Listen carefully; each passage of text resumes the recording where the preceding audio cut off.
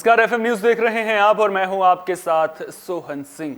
वक्त उजला है देश दुनिया की तमाम अहम खबरों का। सबसे पहले बात करेंगे दिल्ली एनसीआर की, जहां सुबह से ही झमाझम बरसात देखने को मिल रही है। बारिश की वजह से तापमान में गिरावट से लोगों को उमस भरी गर्मी से राहत मिली है। मौसम विभाग ने दिल्ली के अलग अलग इलाकों में भारी बारिश का ऑरेंज अलर्ट जारी किया है। विभाग ने शाम तक और तेज बारिश होने की भी संभावना जताई है। बता दें कि इससे पहले शुक्रवार को अलग अलग जगहों पर हुई हल्की बारिश के बाद मौसम सुहाना हो गया था। बात दिल्ली की करें तो दिल्ली के कई इलाकों में शुक्रवार सुबह से ही बादल छाए रहे। इस दौरान कई जगहों पर हल्की बरसात भी देखने को मिली। मौसम विभाग का अनुमान है कि बारिश के चलते तापमान में गिरावट आएगी और अधिकतम तापमान 31 डिग्री सेल्सियस तक पहुंच सकता है। वहीं बारिश का वायु गुणवत्ता पर भी सकारात्मक असर पड़ा है। केंद्रीय प्रदूषण नियंत्रण बोर्ड के मुताबिक शुक्रवार दिन का औसत वायु गुणवत्ता सूचकांक 79 के अंक पर रहा, यानी कि ये संतोषजनक श्रेणी में रहा है। उत्तराखंड के कई जिलों में शनिवार सुबह 5:58 पर भूकंप के झटके महसूस किए गए। चमोली, पौड़ी और अल्मोड़ा समेत कई जिलों में रिक्टर स्केल पर भूकंप की तीव्रता 4.6 मापी गई। भूकंप का केंद्र जमीन से 5 किलोमीटर नीचे बताया गया है। भूकंप के झटकों से लोगों में दहशत फैल गई और लोग घरों से बाहर निकल आए। हालांकि अभी भूकंप से किसी तरह के नुकसान की कोई सूचना नहीं है। वहीं श्रीनगर और रुद्रप्रयाग इलाके में गुरुवार आधी रात के बाद हुई मूसलाधार बारिश ने तबाही मचा दी थी। इसकी वजह से बद्रीनाथ हाईवे पर कलियासौड़ के पास सिरोपगढ़ में 3 वाहन भूस्खलन और मलबे में दब गए। सड़क बंद होने के कारण सड़क पर खड़े एक टैंकर के अलकनंदा नदी में समाने की आशंका है। टैंकर में ड्राइवर और उसका एक साथी बताया जा रहा है। बारिश के कारण बद्रीनाथ हाईवे के कई जगहों पर बंद हो गया है। केदारनाथ हाईवे पर भी कई जगहों पर मलबा आने की वजह से यातायात बाधित रहा, जिसे अब हालांकि अच्छी खबर यह है कि इस मार्ग को यातायात के लिए खोल दिया गया है।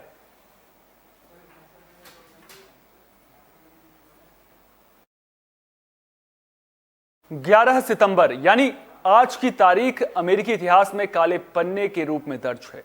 आज ही के दिन 2001 में हुए आतंकी हमले ने अमेरिका को झकझोर कर रख दिया था।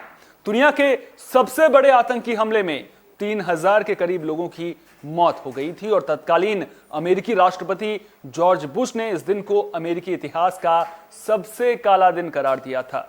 11 सितंबर 2001 की उस सुबह को कोई भी भूला नहीं है, जब रोज की तरह दुनिया की सबसे ऊंची इमारतों में शुमार वर्ल्ड ट्रेड सेंटर में भी करीब 18,000 कर्मचारी रोजमर्रा की तरह काम कर रहे थे।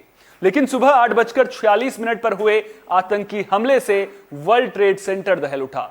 अलकायदा के 19 आतंकियों ने 4 पैसेंजर एयरक्राफ्ट हाईजैक किए थे और जानबूझकर उनमें से 2 विमानों को वर्ल्ड ट्रेड सेंटर न्यूयॉर्क शहर के ट्विन टावर्स के साथ टकरा दिया, जिससे विमान में सवार सभी लोग और बिल्डिंग के अंदर काम करने वाले हजारों लोग भी मारे गए। हमला जिन विमानों से किया गया उनकी रफ्तार 987.6 किलोमीटर प्रति घंटा से भी ज्यादा थी। देखते ही देखते दोनों इमारतें 2 घंटे के अंदर ढह गईं। पास की इमारतें नष्ट हो गई और अन्य इमारतों को भी नुकसान पहुंचा। इसके बाद आतंकियों ने तीसरे विमान को वाशिंगटन डीसी के बाहर आर्लिंगटन वर्जीनिया में पेंटागन में टकरा दिया। वाशिंगटन डीसी की ओर टारगेट किए गए चौथे विमान के कुछ यात्रियों और उड़ान चालक दल ने विमान का नियंत्रण फिर से लेने की कोशिश की, जिसके बाद विमान ग्रामीण पेंसिल्वेनिया में शैंक्सविले के पास एक खेत में क्रैश होकर गिरा। इस खौफनाक आतंकी हमले में 3000 के करीब लोगों की जान चली गई थी, जिनमें 400 पुलिस अफसर और फायर फाइटर्स भी शामिल थे। मरने वालों में 57 देशों के लोग शामिल थे।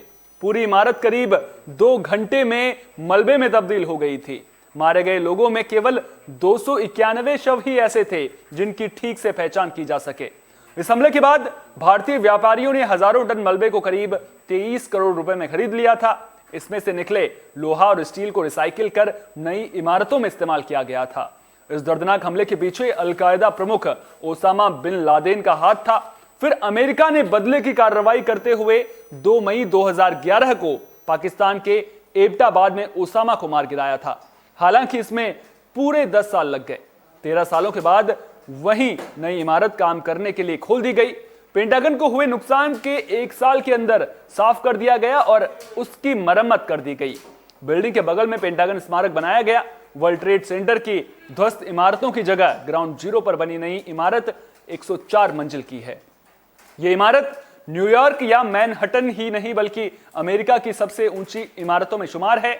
इसका नाम वन वर्ल्ड ट्रेड सेंटर दिया गया है। इस गगनचुंबी इमारत को फिर से बनने में 8 साल लग गए थे।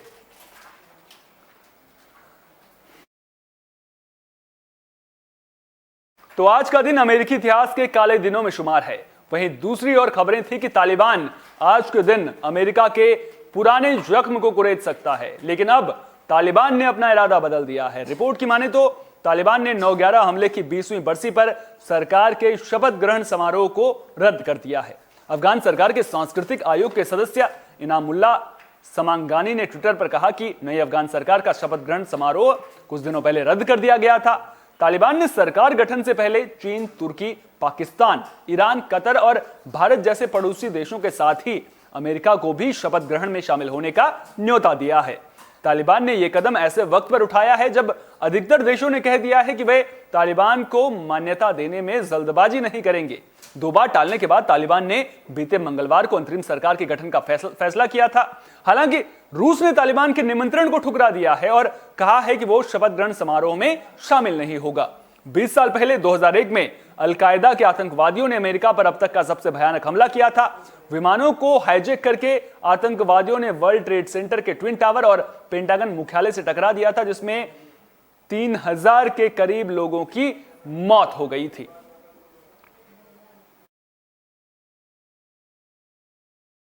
अफगानिस्तान में नवगठित तालिबान सरकार में उप प्रधानमंत्री मुल्ला अब्दुल गनी बरादर का पाकिस्तानी पासपोर्ट और पहचान पत्र सामने आया है। दोनों दस्तावेजों में उसका नाम मोहम्मद आरिफ आगा के रूप में दर्ज किया गया है। इससे पाक खुफिया एजेंसी ISI के काबुल पर कब्जे के अभियान में तालिबान को मदद देने की खबरों को एक बार फिर बल मिला है। इस तरह से यह साबित होता है कि तालिबान की अफगान की सत्ता में वापसी में पाकिस्तान ने जमकर मदद की है। मुल्ला बरादर का पाकिस्तानी पहचान पत्र 10 जुलाई 2014 को जारी किया गया था। इसमें उसका जन्म साल 1963 का बताया गया है। वहीं पिता के नाम के कॉलम में सैयद M नजीर आगा लिखा है। यह पहचान पत्र ताउम्र वैध है। पाकिस्तान के महापंजीयक ने बाकायदा इस पर दस्तखत कर रखे हैं। वहीं मुल्ला बरादर के पाकिस्तानी पासपोर्ट की बात करें तो यह 10 जुलाई 2014 को जारी किया गया था। पाकिस्तान पर लंबे अरसे से तालिबान को अफगान सुरक्षा बलों के खिलाफ अभियान में सैन्य, वित्तीय और खुफिया मदद मुहैया कराने के आरोप लगते आ रहे हैं। हालांकि इस्लामाबाद ने सभी आरोपों को बेबुनियाद बताते हुए इन्हें सिरे से खारिज कर दिया था। लेकिन जिस तरह से अब मुल्ला बरादर का पासपोर्ट और पाकिस्तानी पहचान पत्र सामने आया है, उसके बाद एक बार फिर से इन खबरों को बल मिलने लगा है कि क्या जो अफगानिस्तान में तालिबान दोबारा सत्ता पर काबिज हो रहा है उसके पीछे पाकिस्तान का हाथ है।